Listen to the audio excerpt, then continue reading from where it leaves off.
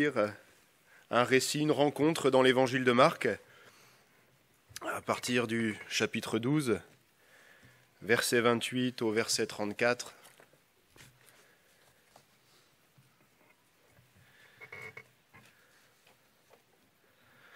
Afin d'être fortifié, de repartir de ce lieu encouragé, parce que la parole de Dieu, elle nous encourage. Alléluia. Marc 12, verset 28.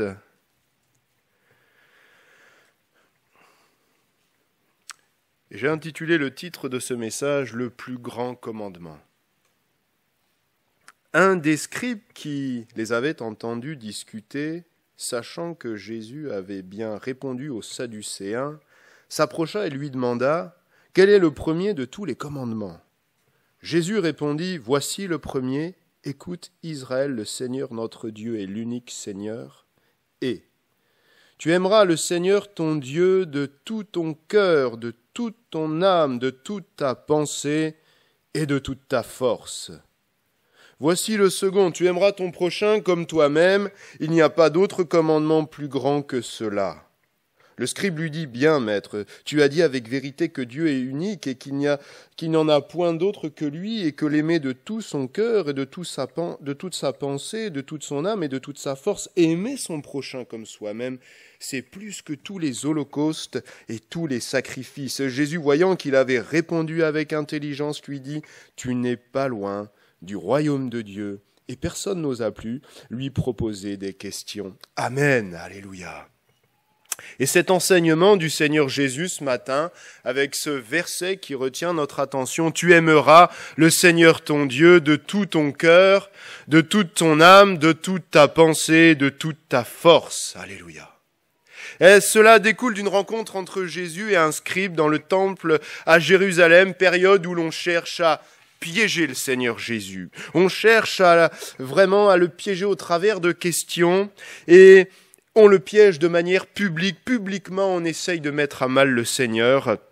Et Jésus vient de répondre, de réfuter les Sadducéens, une caste religieuse, des opposants farouches au Seigneur, qui gravitaient, les Sadducéens gravitaient autour du temple, c'était leur activité. Ils étaient puissants, ils avaient un poids politique également. Ils avaient paradoxalement cautionné la politique romaine, l'occupation romaine, et en même temps, ils avaient un poids religieux parce que leur activité était dans le temple. Mais voilà, le scribe, lui, a entendu la réponse de Jésus. En fait, la question, elle relevait concernant les Sadducéens sur la résurrection. Il ne croyait pas à la résurrection. Et un docteur de la loi fait partie du corps des scribes, un spécialiste dans l'interprétation de la loi. Il entend le débat. Et il va voir Jésus pour l'interpeller publiquement. Quel est le plus grand commandement ? Quel est le plus grand commandement ? Et Jésus, en fait, et c'est là que c'est formidable, il va utiliser le fait que le scribe est le théologien de l'époque. L'enseignement que va délivrer Jésus est formidable parce qu'en fait, il va se servir de la question qui est posée par le religieux, dont on pourrait dire il va piéger Jésus, et Jésus en fait ne va pas s'énerver, il va retourner la question pour s'en servir et sonder le cœur d'un homme, sonder le cœur des hommes, parce que Jésus dans le temple, dans l'endroit qui tenait cette place sacrée, cette place centrale, il mettait à nu les cœurs. Et dans ce commandement, il est question d'amour et de la profondeur de l'amour de Dieu. Un amour qui ne doit pas, en fait, se révéler à sens unique. Et le deuxième mot qui revient, c'est tout. Tout. Tout, c'est la quantité de ce que l'on doit donner, de la capacité que l'on est en mesure de donner à Dieu. Et c'est curieux parce que la Bible ne nous donne aucune unité de mesure, elle ne nous donne aucune quantité, mais tout. Tout ce qui est en notre capacité, mes frères et sœurs, ce matin, à aimer notre Dieu, à aimer le Seigneur. Alors vous me direz, mais pasteur, nous sommes bien limités dans notre capacité, mais Dieu, lui, est illimité, alléluia, et il est celui qui nous donne cette capacité ce matin. Et Jésus nous enseigne que l'amour que nous devons porter à Dieu doit être entier. L'amour que nous devons porter à notre Dieu, à notre Seigneur, ne peut pas être partiel. Et le mot partiel dans la Bible n'a pas sa place. On ne peut pas aimer qu'à moitié. On ne peut pas aimer qu'un peu ou qu'un tout petit peu, mais l'on se doit d'aimer tout, dans son entier, des cœurs entiers au Seigneur. L'amour que nous devons lui porter doit être entier. C'est-à-dire que Dieu veut des hommes et des femmes avec des cœurs entiers tournés vers lui. Ce que j'éprouve pour Dieu, ce que je donne à Dieu ce matin, l'offrande de mon cœur, l'offrande de mes lèvres, l'offrande de mon être, mon offrande matérielle, c'est tout ce que je donne au Seigneur, dans son entier. Mon offrande ne peut pas être partielle. Et dans ce commandement, Jésus manifeste son autorité, manifeste sa souveraineté. Mon enfant, il n'y a pas de place dans ton cœur pour autre chose qu'un amour entier, qu'un amour sincère. Dieu en premier dans ma vie, Dieu en premier. Et cette réponse de Jésus va soulever le cœur du scribe en recentrant la priorité de sa nature, de la nature de notre relation avec Dieu, de sa nature, de la relation avec son Dieu, ce que j'apporte à Dieu. Parce que quand Jésus parle de tout et d'amour, il insiste sur la nature de la relation intime que nous devons avoir avec lui. Cette relation, ce matin, s'est-elle altérée au cours du confinement? Non, on est heureux de se retrouver ensemble. Alléluia, amen, on est heureux. Et Dieu nous a donné déjà, et on l'a vu, la capacité dans son entier de traverser des événements difficiles et nous donnera dans le futur la capacité d'en traverser d'autres. Alléluia. Autrefois, nos cœurs, peut-être, qui connaissaient le nom de Jésus comme ces religieux au travers d'une pratique, d'une connaissance, d'un nom que l'on avait entendu, et là, nos cœurs n'étaient pas réellement au Seigneur. Peut-être qu'au fil du temps, dans ma foi, le Seigneur Jésus a perdu un peu de place. Peut-être que quelque chose également s'est installé dans mon cœur, rendant un cœur moins entier, un peu plus partiel. Mais ce matin, que rien ne vienne rendre mon intérêt partiel pour le Seigneur. Et c'est ma proposition de ce matin, parce que ce matin, on est venu offrir quelque chose. On est venu ce matin apporter notre offrande, mais que ce matin, mon offrande, elle soit entière au Seigneur. Et je me suis permis de subdiviser en analysant les différents mots de ce verset en 4 clés, 4 prescriptions que la Bible nous donne afin que notre offrande, elle soit entière et non partielle. Et la première clé que nous donne la parole de Dieu, la première prescription, si j'ose dire, qui est exigée de moi, c'est de lui remettre au Seigneur la totalité de mes affections, que rien ne lui soit caché, que rien ne lui soit caché. Tu aimeras le Seigneur ton Dieu de tout ton cœur, de tout ton cœur. Le cœur de l'homme, c'est au niveau physique, au niveau médical, le centre, c'est l'endroit central où il y a des chassés-croisés, où le sang afflue, le sang repart, c'est l'organe vital. Et la définition biblique du cœur de l'homme, c'est en général la question du siège des sentiments affectifs, et c'est le centre de notre activité spirituelle. L'évangile de Matthieu, chapitre 5, verset 8, « Heureux les cœurs purs, car ils verront Dieu. » Et en fait, les choix du cœur orientent notre vie entière vers 2 choses. Soit vers la pureté et la sainteté, soit vers la corruption et le péché. Et malheureusement, le cœur de l'homme s'est corrompu dès l'origine dans le jardin d'Éden.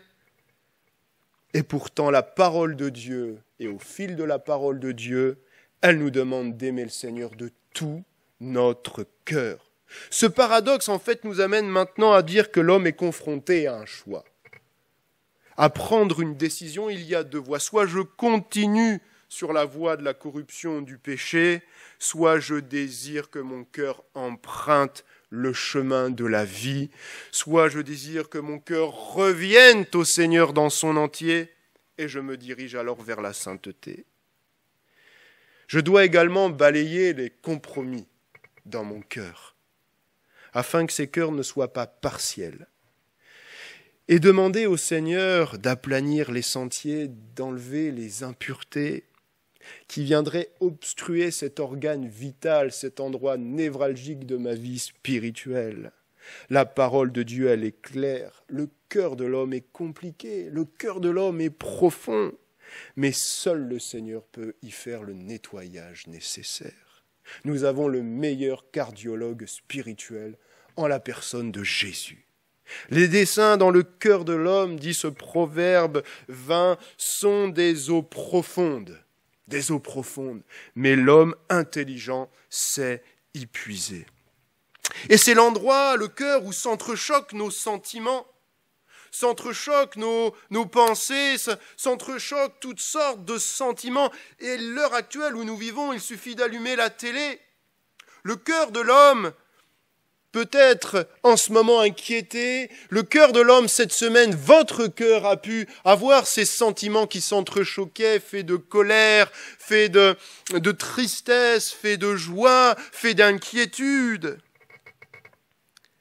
Et pour que ces mauvais sentiments qui peuvent entacher notre vie disparaissent, nous devons nous laisser gagner, accepter de nous laisser gagner par l'amour entier de Jésus. Alléluia.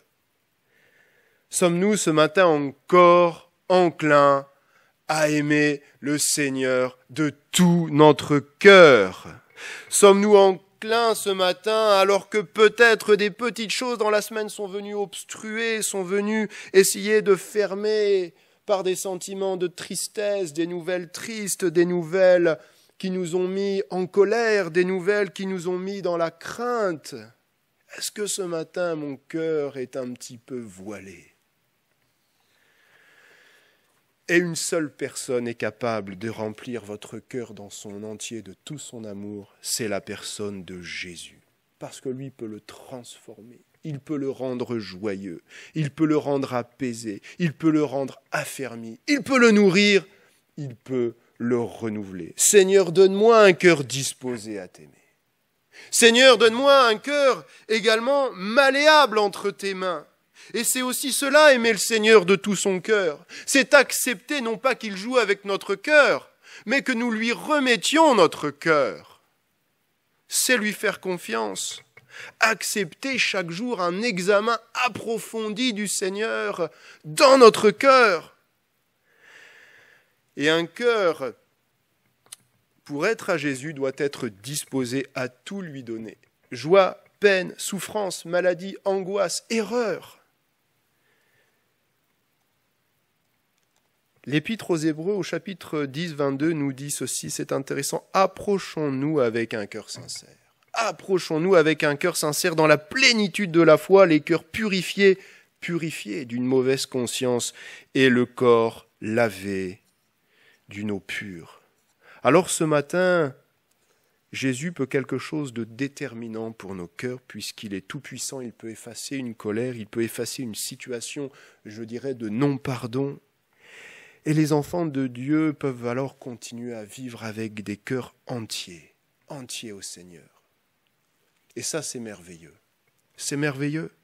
Aimer Dieu de tout son cœur, c'est accepter l'intervention divine de Jésus dans sa vie, l'action de son esprit qui nous convainc de péché et de jugement. Oui, ça nous arrive de faire des erreurs. Mais demandons à Dieu ce matin de renouveler nos cœurs, de les purifier tout à nouveau. C'est accepter le travail de Jésus dans son cœur. C'est la première clé. Tu aimeras le Seigneur ton Dieu de tout ton cœur. La deuxième prescription qui nous est exigée pour que l'offrande de mon être soit entière ce matin, et qu'elle ne soit pas partielle, c'est de donner à Dieu la totalité de notre vie. Et ce qui fait la substance de ma vie, tu aimeras le Seigneur ton Dieu de toute ton âme. Et l'homme a été créé corps, âme et esprit. Et l'âme, ici, dans ce verset, est apparentée, souligne la traduction du souffle de vie, ce dans quoi se trouve la vie.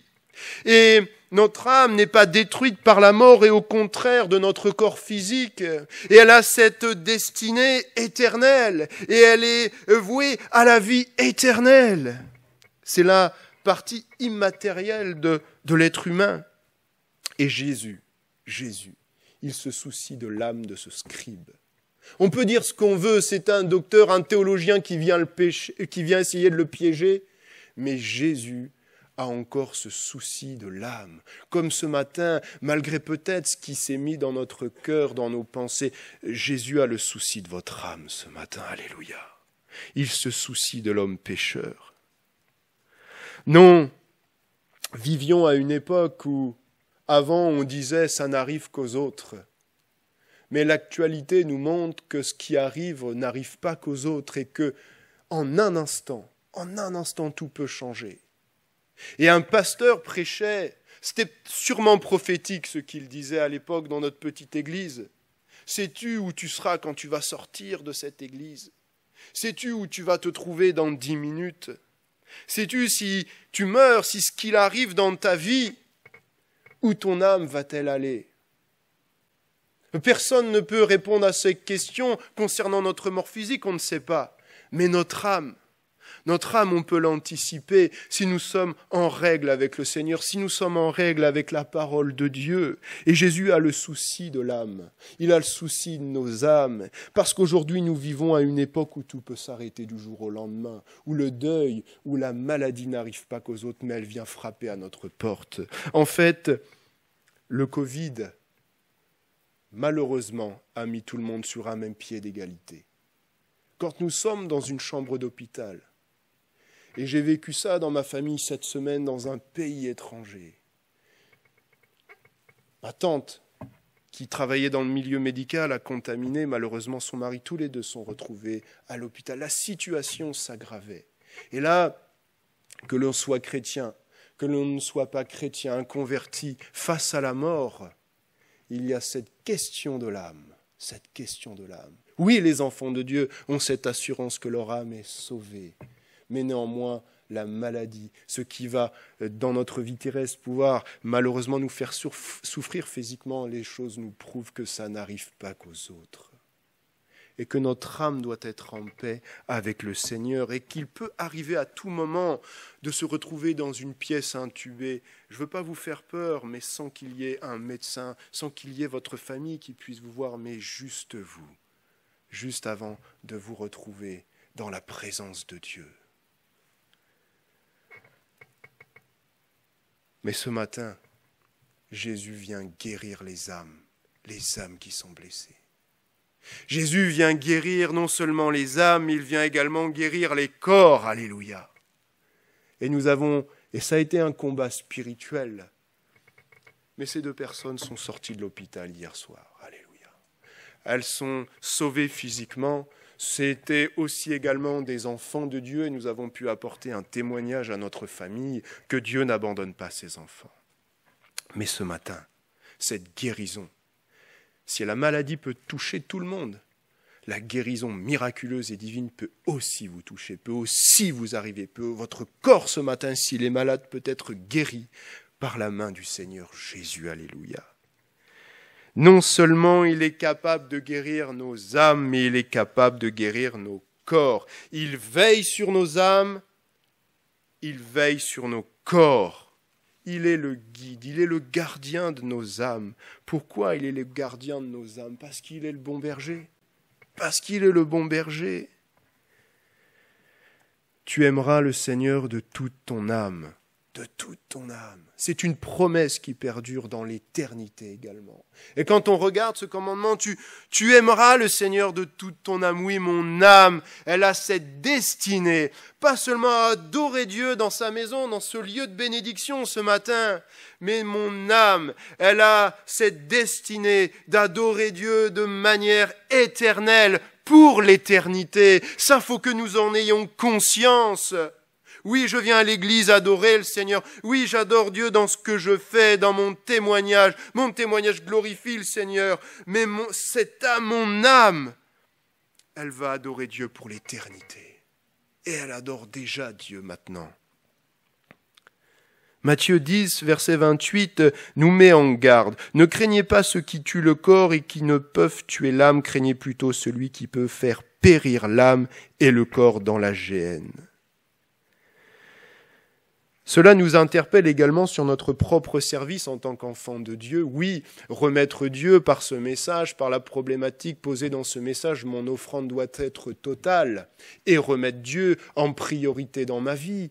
Oui, mais peut-être poser cette question ce matin dans mon service, dans tout ce que j'entreprends pour le Seigneur, de faire du salut des âmes mon cheval de bataille. C'est pas moi qui sauve, c'est le Seigneur, mais que mon souci pour le salut des âmes, surtout en ce moment, revienne au centre de mes priorités, revienne au centre de mon service. On ne peut pas s'ennuyer dans son service, c'est pas possible. On ne peut pas devenir blasé dans son service pour le Seigneur, il y a tellement d'âmes encore à sauver. Et nous sommes dans une période où on entend, vous savez, toutes ces prédications sur le retour de Jésus, et même malheureusement ces faux enseignements sur Internet où tout le monde a dit Jésus revient demain. Oui, on est plus sur la fin que sur le début, mais il faut savoir que jusqu'au dernier moment, il y aura encore des âmes à sauver. Il y aura encore des âmes à sauver. Et c'est Jésus qui sauve parfaitement. Mais mon souci dans mon service, c'est d'amener ces âmes à Jésus. Comment je peux faire pour que mon fil conducteur dans ma vie, c'est ce souci des âmes? Non pas que je dois vivre cela comme quelque chose d'impossible, quelque chose qui me met mal à l'aise dès qu'il y a quelqu'un qui décède, mais que véritablement tout soit orienté pour le salut des âmes. La troisième prescription qui est exigée de moi, afin que mon offrande soit entière et non partielle ce matin, c'est quelque chose également de très important. C'est de remettre le contrôle de nos pensées au Seigneur. Tu aimeras le Seigneur ton Dieu de toute ta pensée. C'est important parce que notre raisonnement humain, en fait, est très limité et nos pensées, nos raisonnements peuvent obstruer notre marche avec Dieu. Nos pensées peuvent être influencées de manière ténébreuse et elles peuvent bloquer donc cette marche. Il est important que nos pensées, que nos raisonnements soient remis au Seigneur. Quand mon raisonnement est terminé, quand j'ai pensé de manière logique, et Dieu nous a donné la logique, c'est bien pour comprendre la science, pour faire énormément de choses dans notre journée, mais je dois dépasser cela. Et qu'est-ce qui va faire dépasser mon raisonnement qui est bloqué? C'est ma foi qui va rentrer en action. Je ne dois pas avoir le même raisonnement que quelqu'un du monde. Je ne peux pas avoir le même raisonnement que quelqu'un du monde. Ma foi a toute sa place. Ma foi doit pleinement s'exercer là où tout le monde pense que c'est impossible. Là où peut-être dans ma famille, on a vu qu'on allait avoir 2 personnes décédées cette semaine. Je voyais encore la guérison qui était possible. Même quand un docteur vous indique que c'était terminé, moi je dois être capable de croire que rien n'est impossible à Dieu. Marc le dit 9, 23, tout est possible à celui qui croit. J'ai assisté à une fille qui était accidentée sur le bord de la route. J'ai entendu le médecin dire « c'est terminé, ça va être terminé, le cerveau est touché ». J'ai palpé de mes mains les fractures. Mais cette jeune fille a été guérie miraculeusement là où tout le monde croyait qu'elle allait mourir. Et j'étais à genoux dans ma chambre, je pleurais, j'en ai marre de voir tous ces morts. Seigneur, agis. Et le lendemain, elle était sortie de l'hôpital. Limiter nos raisonnements, c'est limiter notre compréhension concernant l'amour de Dieu pour nos vies. Mais cet amour est immense et on ne peut pas le concevoir. Il fait partie également des mystères dans la parole de Dieu, cet amour si grand, si puissant. Alors, parce qu'il est question quand même du royaume de Dieu, il dit aux scribes, tu es proche du royaume de Dieu. C'est l'enseignement de Jésus, vous savez, régulièrement dans le temple sur le royaume de Dieu. Vérité spirituelle. Elle nous donne peut-être encore une clé ce matin pour que nos raisonnements soient ébranlés, soient percés par cette foi que nous devons mettre. C'est tout simplement d'avoir le raisonnement d'un petit enfant. Elle le dit encore dans Matthieu, je vous le dis en vérité, si vous ne vous convertissez et si vous ne devenez pas comme les petits-enfants, vous n'entrerez pas dans le royaume de Dieu. Mais les réponses des enfants sont désarmantes, elles sont simples. Je dis à mon fils, cette semaine, je prêche 5 fois, j'ai du travail. Et lui, mon fils de 3 ans, me dit, mais Dieu est avec toi. Hein? Ben, lui, tu vas prêcher à ma place. Mais regardez comment pense un enfant. Dans la réponse, combien de fois avons-nous exclu Dieu de nos pensées? Combien de fois nous nous sommes limités dans notre capacité et nous avons tout simplement oublié que Dieu était avec nous. La 4e clé, c'est la dernière et j'arrêterai, et c'est celle qui résume tout. C'est celle qui fait la jonction avec l'autre commandement sur l'amour de son prochain, c'est tu aimeras le Seigneur ton Dieu de toute ta force. De toute ta force. Réunissant le cœur, l'âme, les pensées, à quoi ce matin? À quoi dans cette période notre énergie, notre caractère est employé de toute notre force? Et pour ne pas être très long, ce récit qui nous montre vraiment l'offrande totale d'une personne dans la parole de Dieu, qui n'avait rien d'un aspect physique, dans un contexte, on aurait pu dire c'est une pauvre femme, quelle est son offrande? D'ailleurs, elle a sûrement été méprisée. Quand Jésus, devant le temple, regarde le tronc, il voit cette veuve qui va mettre ces 2 petites pièces qui font un quart de sou, alors que les riches y mettaient beaucoup. Cette veuve, elle a donné plus que de son nécessaire, dira le Seigneur.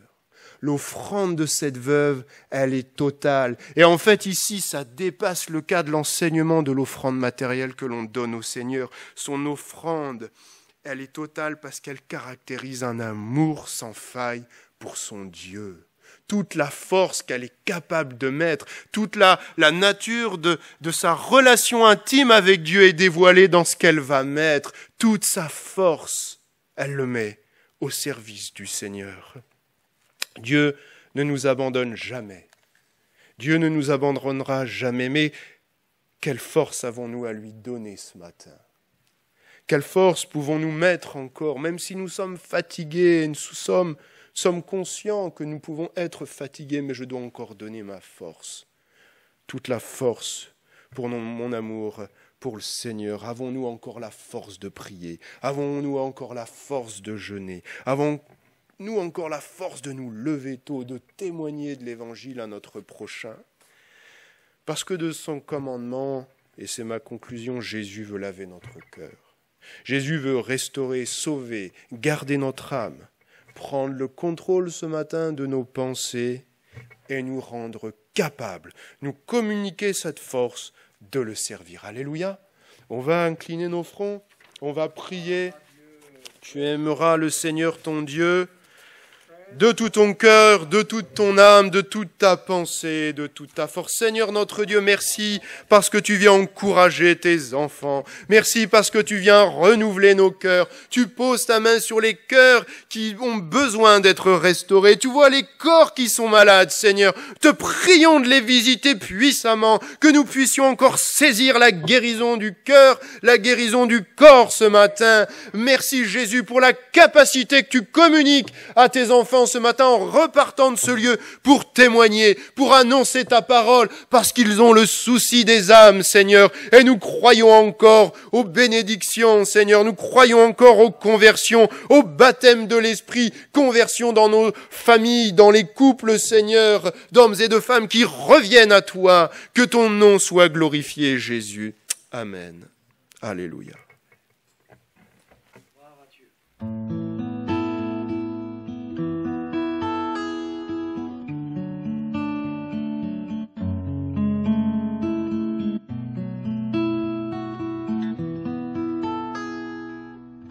Quand je bénis Jésus, c'est comme si un parfum descendait sur sa tête. Quand j'adore Jésus, c'est comme si je versais un baume sur ses pieds. Et je me souviens de Marie, qui conserve assez bien pour un précieux parfum.